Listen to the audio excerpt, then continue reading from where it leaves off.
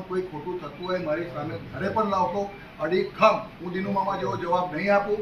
જ્યાં કોઈ ખોટું સરપંચ કરતો હશે, તાલુકા પંચાયત, જિલ્લા પંચાયત સભ્ય કરતો હશે, નગરપાલિકાના સભ્યો કરતા હશે, ત્યારે પણ હું સંપૂર્ણ રીતે એની સામે પણ તપાસ લાગીશ અને તપાસની અંદર સાચું બહાર લાવીશ.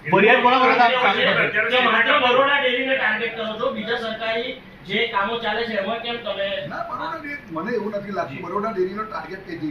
આ કેટલા ટાઈમ પહેલાનો વાત હતી, આ ફરી વર્ષ પછી આવી છે. કોઈ ટાર્ગેટ નથી. મારી સામે વાત આવી તો એ વાત મારે રજૂઆતના રૂપે સરકારનું ધ્યાન દોરવું જોઈએ કે ના દોરવું જોઈએ? આપ મને કહો. મૃતકના પૈસા ઉપાડાયા, મૃતકના નામે દૂધ ભરાય તો આ ટાર્ગેટ કર્યો કહેવાય? આજે જે વસ્તુ મીરા કુવામાં થઈ છે અને એની સામે પોલીસ ફરિયાદ કરવા માટે જિલ્લાના ડીએસપી બરાબર એ જાતે લખીને આપે છે, આ અહેવાલ રજૂ કરે છે, તો આ મારો ખોટો આક્ષેપ છે. આક્ષેપ નથી, આ કૌભાંડ બહાર આવે આક્ષેપ કેતનભાઈ, ફરિયાદ કોના સામે થતી કેતનભાઈ? ધારાસભ્ય તરીકે તમને તાકીને દિનુ મામાએ એવું કીધું કે તમારા વિસ્તારમાં ધ્યાન આપો. તમે હમણાં પણ કીધું મારા વિસ્તારમાં કોઈ પણ ઘટના બને. ગઈકાલે આ નિવેદન પછી એક ઘટના સામે આવી છે. સાવલી નગરપાલિકાએ 27 દુકાનોનું એક શોપિંગ સેન્ટર બનાવ્યું, જેમાં એક દુકાન દીઠ 3.5 લાખ રૂપિયા વગર પાવતી ઉઘરાવ્યા છે. લગભગ 95 લાખ રૂપિયાનું ઉઘરાણું થયું છે, જેની એક પણ પાવતી દુકાનદારોને આપી નથી. 27 દુકાનદાર ક્યાં છે? 27 દુકાનદાર વર્ષોથી એટલે જ્યારથી એમના મામલતદાર હતા ત્યારથી એ લોકો ત્યાં આગળ પોતાની રોજગારી મેળવે છે.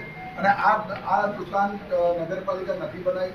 આ દુકાન માત્ર 27 દુકાનદારો પોતે બનાવે છે. નગરપાલિકાને કોન્ટ્રાક્ટરે લીધા છે. અને તમે કહેતા હોય તો એ 27 દુકાનદારોની જોડે પીગળીને ફરી આટલી પત્રકાર પરિષદ કરવા માટે પણ હું તૈયાર છું. જે વાત આપ કરી રહ્યા છો એ 27 દુકાનદારોના પૈસા હું કહું છું, એનો જે ખર્ચ એ માત્ર દુકાનદારો પોતે દબાણ વર્તનમાં બીજું 3 લાખ રૂપિયાની અંદર 3.5 લાખ રૂપિયાનું તમે આપ કહો છો કે ભાઈ 3.5 લાખ રૂપિયા પ્રમાણે આ લોકોએ પૈસાની ઉઘરાણી કરી, તો 3.5 લાખ પ્રમાણે આ દુકાનદાર પોતે એટલા બધા ખુશ છે. એનું લોકાર્પણ કરવા હું પોતે ગયો હતો અને એ પોતે સ્વામીજી શોપિંગ સેન્ટર અને સ્વામીજી ફૂડ માર્કેટ અને સ્વામીજી આપણું શાક માર્કેટ, આ બધાની અંદર આપ જોજો, એ બધાને પૂછો, વ્યક્તિગત પૂછો કે આવું તો કદાચ ગુજરાતમાં નહીં સમગ્ર દેશમાં પહેલો બનાવ હશે કે આટલા ઓછા રૂપિયામાં એમને પોતાની મિલકત મળી. એ દબાણો તૂટ્યા અને એમની સામે એ લોકોએ દુકાન બીજી બનાવી, પણ એ જગ્યા નગરપાલિકાની છે કે સરકારી જગ્યા છે? શું છે જગ્યા? એ લોકો વર્ષોથી રહે છે ત્યાં, વર્ષોથી રોજગારી મેળવે છે, વર્ષોથી પોતે રોજગારી મેળવે છે.